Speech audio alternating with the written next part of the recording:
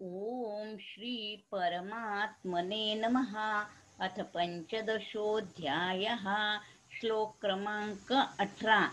यस्मात् अक्षर अतितहं यस्मात् अक्षर अतितहं यस्मात् अक्षर अतितहं यस्मात् अक्षर अतितहं अक्षरात् अपि च उत्तमः अक्षरात् अपि च उत्तमः अक्षरात् अपि च उत्तमः यस्माक्षरम् अतीत अहम् अक्षरात् अपि च उत्तमः यस्माक्षरम् अतीत अहम्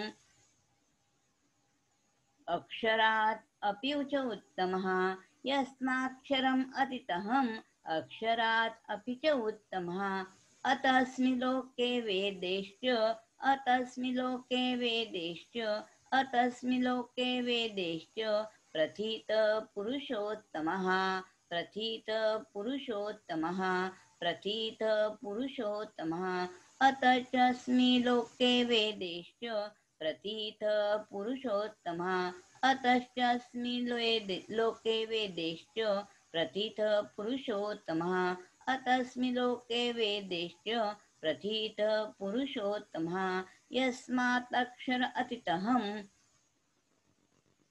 अक्षरात् अपि च उत्तमः अतस्मिन् लोके वेदेश्च प्रथित पुरुषोत्तमः यस्मात् अक्षर अतीतहम् अक्षरात् अपि च उत्तमः अतस्मिन् लोके वेदेश्च प्रथित पुरुषोत्तमः यस्माक्षरम् अतीतहम् अक्षरात् अपि च उत्तमः अतस्मिन् लोके वेदेश्च प्रथित पुरुषोत्तमः यस्मात् अक्षर अतीतहम् अक्षरात् अपि च उत्तमः अतस्मिन् लोके वेदेश्च प्रथित पुरुषोत्तमः। आपल्या अलौकिकाकडे दृष्टी करविण्यासाठी भगवंत म्हणतात यस्मात। अक्षर शब्द जीवात्म्यासाठी चेतनाचा वाचक आहे, जडाचा वाचक कुठेही नाही. क्षर व अक्षर ह्याची स्वतंत्र सत्ता नाही, पण परमात्म्याची स्वतंत्र सत्ता आहे. क्षर व अक्षर दोन्ही परमात्म्यातच राहतात, परंतु अक्षर क्षराशी संबंध जोडून त्याचा अधीन होतो. परमात्मा स्वाभाविक असंग असतात, ते क्षराच्या अधीन नसतात, म्हणून परमात्मा अक्षराहूनही उत्तम आहे. जर जीवाने जगाशी संबंध न जोडता त्याचा स्वामी असलेल्या परमात्म्याशी संबंध जोडला तर तो परमात्म्याशी अभिन्न आत्मीयतेने होईल.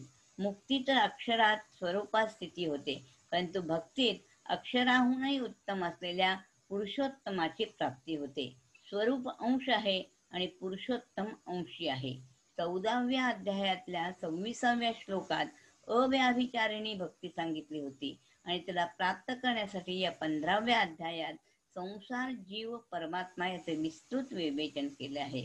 हरये नमः हरये नमः हरये नमः.